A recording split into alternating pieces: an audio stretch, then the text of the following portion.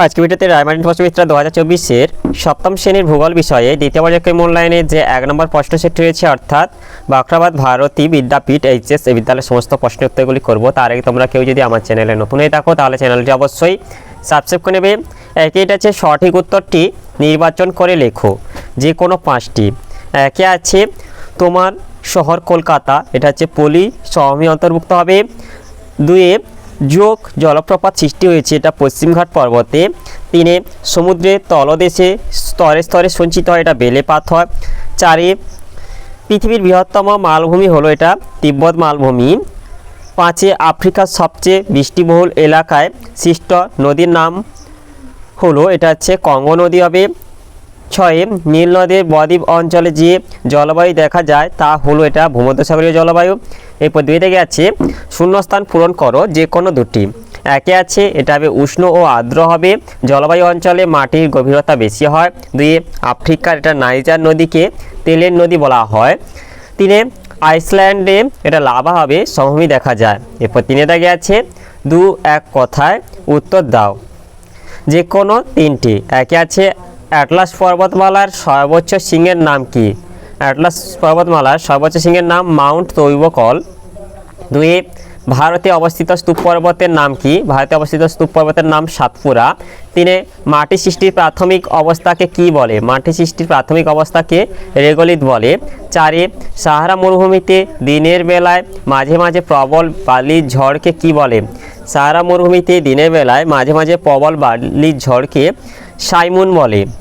এরপর 4 দাগে আছে টিকা লেখো যে কোনো 2টি। একে আছে জলবিভাজিকা, 2টি নদীর মধ্যবর্তী অবস্থানরত পাহাড় পর্বত মালভূমি উচ্চভূমি ইত্যাদি একটি নদী অববাহিকাকে অপর একটি নদী অববাহিকা থেকে পৃথক বা বিভাজন করে, এদের জলবিভাজিকা বলে। বিন্ধ্য সাতপুরা মহাদেব মহাকাল পর্বত উত্তর ও দক্ষিণ ভারতের নদীগুলির মধ্যে জলবিভাজিকা রূপে অবস্থান করেছে। এরপরে 2 আছে হামাদা, বায়ুপ্রবাহের ফলে বালি উড়ে গিয়ে সাহারার যে শিলাময় ভূমি তৈরি হয়েছে তাকে হামাদা বলে। এই হামাদা অঞ্চলে বালির অস্তিত্ব চোখে পড়ে না, এখানে সর্বত্রই শুধু শক্ত পাথর। সাহারা মরুভূমি পশ্চিম দিকে 10% এর কম অঞ্চল জুড়ে হামাদা বিস্তৃত। এরপরে 3 আছে আগ্নেয় শিলা,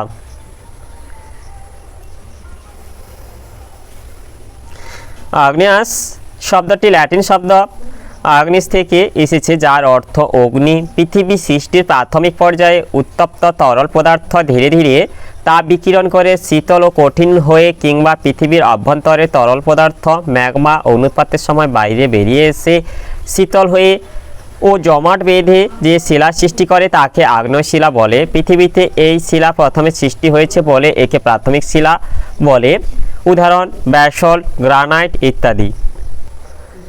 এরপরে 4 আছে গ্রস্ত উপত্যকা, সংজ্ঞা 2টি সমান্তরাল চ্যুতির মধ্যবর্তী অংশ নিচে বসে গিয়ে যে অবনত ভূমি সৃষ্টি করে তাকে গ্রস্ত উপত্যকা বলে। সৃষ্টির কারণ 1 আছে প্রবল ভূ আলোড়নের ফলে সৃষ্ট টান ও সংকোচনের জন্য শিলাস্তরে ফাটল ও চ্যুতি সৃষ্টি হয়। এইরূপ 2টি সমান্তরাল চ্যুতির মধ্যবর্তী অংশ মহীভাবক আলোড়নের কারণে নিচে বসে গেলে গ্রস্ত উপত্যকার সৃষ্টি হয় এবং পাশের অংশ 2টি স্তূপ পর্বত রূপে বিরাজ করে। উদাহরণ রাইন নদী উপত্যকা হলো গ্রস্ত উপত্যকা এবং দুপাশের স্তূপ পর্বত 2টি হলো ভোজ ও ব্ল্যাক ফরেস্ট। 2 আবার মহীভাবক আলোড়নের ফলে 2টি সমান্তরাল চ্যুতির মধ্যবর্তী অংশ উত্থিত হয়ে স্তূপ পর্বত সৃষ্টি হলে তার দুপাশের অংশ অবনত ভূমিরূপে গ্রস্ত উপত্যকায় পরিণত হয়। উদাহরণ সাতপুরা হলো স্তূপ পর্বত, তার দুপাশে নর্মদা ও তাপ্তি নদী হলো উপত্যকা, 2টি হলো গ্রস্ত উপত্যকা। 5 আগে সংক্ষিপ্ত উত্তর দাও বিকল্প প্রশ্নগুলি লক্ষণীয়। 1 আছে চিত্রসহ অশ্বক্ষাকৃতি হ্রদ কাকে বলে? এর উত্তরটি হলো সমভূমি অঞ্চলে কোনো কোনো নদীতে অসংখ্য বাঁক দেখা যায়। নদীর এই বাঁক ক্রমশঃ আয়তনে বৃদ্ধি পায় এবং একসময় বাঁকের মধ্যবর্তী স্থান সংকীর্ণ হয়ে পরস্পর কাছে এসে ক্ষয় পেয়ে 2টি বাঁক মিলিত হয় এবং নদী সোজা পথে চলতে থাকে। ফলে ফেলে রাখা নদীর বাঁকটিতে জল জমে হ্রদের সৃষ্টি হয়। এই হ্রদের আকৃতি অনেকটা ঘোড়ার খুরের মতো বলে একে অশ্বক্ষুরাকৃতি হ্রদ বলে। যেমন মুর্শিদাবাদ জেলায় গঙ্গা নদীর দুপাশে এ ধরনের হ্রদ দেখতে পাওয়া যায়। এরপরে অথবা এটা হচ্ছে গিরিখাত ও ক্যানিয়নের মধ্যে পার্থক্য লেখো। গিরিখাত ক্যানিয়ন বিষয়ে উৎপত্তি। নদীর উচ্চগতিতে বৃষ্টিবহুল পার্বত্য অঞ্চলে গিরিখাত সৃষ্টি হয়। বৃষ্টিহীন শুষ্ক বা মরুপ্রায় অঞ্চলে ক্যানিয়ন সৃষ্টি হয়। আকৃতি, গিরিখাত ভি আকৃতির খুব গভীর ও সংকীর্ণ, ক্যানিয়ন আই আকৃতির অত্যন্ত গভীর ও খুব সংকীর্ণ হয়। ক্ষয় কাজ, নদীতে পার্শ্ব ক্ষয় অপেক্ষা নিম্নক্ষয় বেশি হয়। বৃষ্টিপাতের অভাবে নিম্নক্ষয় খুব বেশি হয়, পার্শ্বক্ষয় প্রায় হয় না। এরপরে 4 ভূমির ঢাল, পার্শ্বদেশের ঢাল কম খাড়া হয়, এর পার্শ্বদেশের ঢাল খুব খাড়া হয়। 5 নদীখাত, নদীখাত অপেক্ষা কম সংকীর্ণ হয়, এটা নদীখাত সুগভীর ও খুবই সংকীর্ণ হয়। 6 উপনদীর সংখ্যা, গিরিখাতের দুপাশ থেকে কিছু উপনদী মেশে যেহেতু এটি শুষ্ক অঞ্চলে দেখা যায় তাই কোনো উপনদী এসে মেশে না।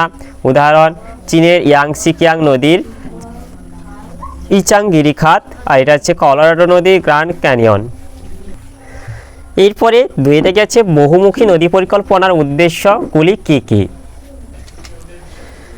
বহুমুখী নদী পরিকল্পনার মাধ্যমে একাধিক উদ্দেশ্য সাধিত হয়। যেমন 1 জলসেচ, জলাধার থেকে খাল খনন করে সারা বছর কৃষিক্ষেত্রে জলসেচ করা হয়। 2 জলবিদ্যুৎ উৎপাদন, জলাধার থেকে কৃত্রিম জলপ্রপাতের মাধ্যমে টারবাইন ঘুরিয়ে জলবিদ্যুৎ উৎপাদন করা হয়। 3 বন্যা নিয়ন্ত্রণ, বর্ষার অতিরিক্ত জল জলাধারে সঞ্চয় করে রাখার ফলে পার্শ্ববর্তী অঞ্চলগুলিতে বন্যা নিয়ন্ত্রণ করা সম্ভব হয়। 4 পরিবহন ব্যবস্থা, নদী ও খালে সারা বছর জল থাকার জলপথ পরিবহন এবং বাঁধগুলি সেতুর মতো কাজ করে বলে স্থলপথ পরিবহন ব্যবস্থার সুবিধা পাওয়া যায়। 5 পর্যটন কেন্দ্র, জলাধার ও বাঁধগুলি পর্যটকদের আকর্ষণ করায় এখানে পর্যটন কেন্দ্র গড়ে ওঠে। এছাড়া 6 মাছ চাষ, 7 পানীয় জল সরবরাহ, 8 ভূমিক্ষয় রোধ ইত্যাদি উদ্দেশ্য বহুমুখী নদী পরিকল্পনার সাহায্যে সাধিত হয়। এরপরে অথবা এটা হচ্ছে আফ্রিকা মহাদেশের ভূমধ্যসাগরীয় উদ্ভিদ ও নাতিশীতোষ্ণ তৃণভূমি সম্বন্ধে আলোচনা করো। ভূমধ্যসাগরীয় অরণ্য অবস্থান আফ্রিকার উত্তর পশ্চিম ও দক্ষিণ পশ্চিম অংশে ভূমধ্যসাগরীয় জলবায়ু অন্তর্গত মিশর, লিবিয়া, টিউনিসিয়া, আলজেরিয়া ও মরক্কো প্রভৃতি দেশে এই অরণ্য অবস্থান করছে। বৈশিষ্ট্য 1 আফ্রিকার একেবারে উত্তর পশ্চিম ও দক্ষিণ পশ্চিমে অবস্থিত ভূমধ্যসাগরীয় জলবায়ুর প্রধান বৈশিষ্ট্য হলো আর্দ্র শীতকাল ও শুষ্ক গ্রীষ্মকাল। এই ঋতুচক্রের সঙ্গে খাপ খাওয়াবার জন্য উদ্ভিদের শিকড়গুলি খুব লম্বা হয়। 1 কাণ্ড কয়েক জাতীয় পদার্থ দ্বারা ঢাকা থাকে। 3 পাতায় মোমের প্রলেপ থাকে। 4 শীতকালীন বৃষ্টিপাতের কারণে প্রচুর ফল গাছ যেমন কমলা লেবু, আঙ্গুর প্রভৃতি জন্মায়, তাই এই জলবায়ু অঞ্চলকে পৃথিবীর ফলের বাগান বলে। 5 ফল ও বীজগুলি রসপূর্ণ হয়। উদ্ভিদ কর্ক, ওক, বীচ, উইলো, আখরোট, ডুমুর, জারা, জলপাই ও বিভিন্ন টক জাতীয় ফলের গাছ এখানে জন্মায়। নাতিশীতোষ্ণ তৃণভূমি অবস্থান দক্ষিণ আফ্রিকার কালাহারি মরুভূমি ও ড্রাকেনসবার্গ পর্বতের মধ্যবর্তী উচ্চভূমিতে মোটামুটি 35 থেকে 55 ডিগ্রি অক্ষাংশের মধ্যবর্তী অঞ্চলে নাতিশীতোষ্ণ তৃণভূমি বা ভেল্ট তৃণভূমি বিরাজ করেছে। বৈশিষ্ট্য 1 এখানকার ঘাসগুলি ছোট, খসখসে, নরম প্রকৃতির হয়। 2 তৃণভূমিটি মেষ চারণ ক্ষেত্র রূপে ব্যবহৃত হয়। উদ্ভিদ সমভূমি এলাকায় এসপাটো, আলফালফা ঘাস এবং উঁচু পাহাড়ের ঢালে পপলার, উইলো ইত্যাদি গাছ এখানে জন্মায়। 6 নিচের যে কোনো একটি প্রশ্নের উত্তর দাও। 1 আছে মানব জীবনে পর্বতের প্রভাব আলোচনা করো। মানব জীবনে পর্বতের প্রভাব অপরিসীম। যেমন 1 আছে জলবায়ু প্রভাব, সুউচ্চ পর্বতশ্রেণী কোনো অঞ্চলে জলবায়ুকে নিয়ন্ত্রণ করে থাকে। যেমন ভারতের উত্তরে হিমালয় পর্বত অবস্থান করায় গ্রীষ্মকালে জলীয় বাষ্পপূর্ণ দক্ষিণ পশ্চিম মৌসুমী বায়ুর প্রভাবে প্রচুর বৃষ্টিপাত ঘটে এবং শীতকালে সাইবেরিয়ার শুষ্ক শীতল বাতাস ভারতে প্রবেশে বাধাপ্রাপ্ত হয়।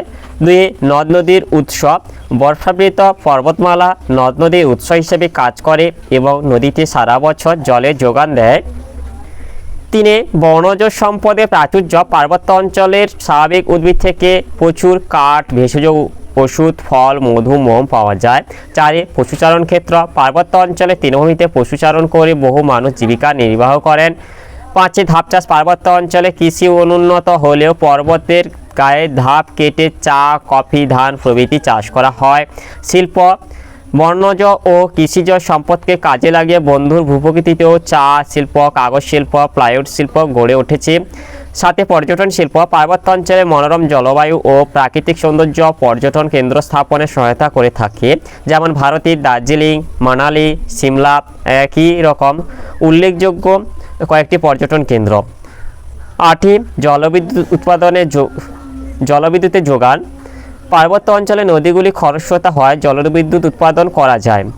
9 বহিঃশত্রুর আক্রমণ রোধ, দুর্গম পর্বতমালা প্রাচীরের মতো অবস্থান করে দেশকে বহিঃশত্রুর আক্রমণ থেকে রক্ষা করে। হিমালয় পর্বতটি বহু প্রাচীনকাল থেকেই প্রহরীর মতো বহিঃশত্রুর আক্রমণ থেকে ভারতকে রক্ষা করছে।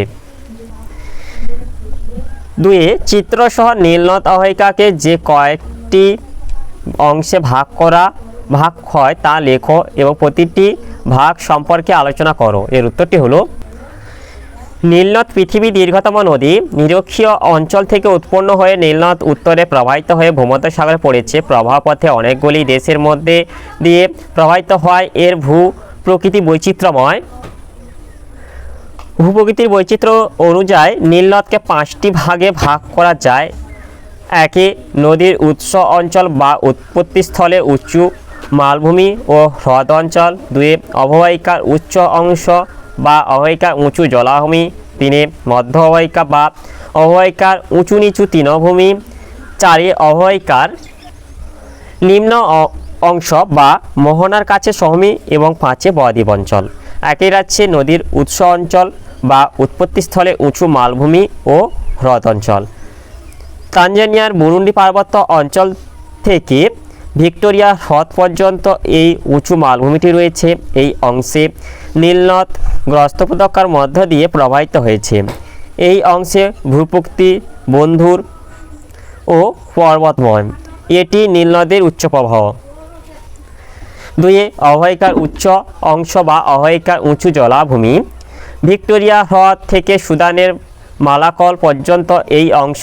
এখানকার গড় উচ্চতা 350 থেকে 500 মিটার। এই অঞ্চলে প্রচুর বৃষ্টিপাতের জন্য বহু জলাভূমির সৃষ্টি হয়েছে। নদীপথে ও জলাভূমিতে নানা ধরনের ঘাস, লতা, কচুরিপানা ইত্যাদি জন্মায়। এই ধরনের জলাময় ভূমিকে সার বলে। এর ফলে নদীর গতি মন্থর হয়। 3 মধ্যবহিকা বা অববাহিকার উঁচু নিচু তৃণভূমি। মালাকল থেকে খার্তুম পর্যন্ত এই অঞ্চলটি ভূপ্রকৃতির সামান্য ঢেউ খেলানো ও উঁচু নিচু। এখানকার বিস্তীর্ণ তৃণভূমিকে সাভানা বলে। এই অঞ্চলকে জেরিরা সমভূমিও বলে। এটি নীলনদের মধ্য অববাহিকা। 4 অববাহিকার নিম্ন অংশ বা সমভূমি অঞ্চল। খার্তুম থেকে কায়রো পর্যন্ত অংশে নীলনদ মরুভূমির মধ্যে প্রবাহিত। এই অঞ্চলটিতে নীলনদ ধাপে ধাপে উত্তর দিকে নেমে গেছে, ফলে নদী অনেকগুলি খরস্রোতের মধ্য দিয়ে প্রবাহিত হয়েছে। খার্তুম থেকে আসওয়ান পর্যন্ত অংশে মাঝে মাঝে কঠিন শিলাস্তর, ক্যাটারাক্ট বা জলপ্রপাত সৃষ্টির মাধ্যমে কর্তৃত্ব উপত্যকার সৃষ্টি করেছে। আসওয়ান থেকে কায়রো পর্যন্ত অংশে পলি সঞ্চয়ের মাধ্যমে সৃষ্টি হয়েছে নিম্নবাহিকা। 5 বদ্বীপ অঞ্চল। কায়রো থেকে ভূমধ্যসাগর পর্যন্ত এই অংশটি বিস্তৃত। এই অংশে নীলনদ প্রচুর পলি সঞ্চয় করে এক বিশাল বদ্বীপ সৃষ্টি করে ভূমধ্যসাগরে পড়েছে। পলি সঞ্চয়ের ফলে এখানে উর্বর কৃষিজমির সৃষ্টি হয়েছে। তাহলে আজকের ভিডিওতে আমরা সপ্তম শ্রেণীর ভূগোল বিষয়ের যে একেডাগি বা আখরাবাদ ভারতী বিদ্যাপীঠ এইচএস এই বিদ্যালয়ের সমস্ত প্রশ্নের উত্তরগুলি শেষ করলাম। আর তোমরা কেউ যদি আমার চ্যানেলটা এখনও সাবস্ক্রাইব করে রাখোনি তাহলে চ্যানেলটা অবশ্যই সাবস্ক্রাইব করে নেবে। ভিডিওটি ভালো লাগলে ভিডিওটিকে লাইক, কমেন্ট ও শেয়ার করতে ভুলবে না।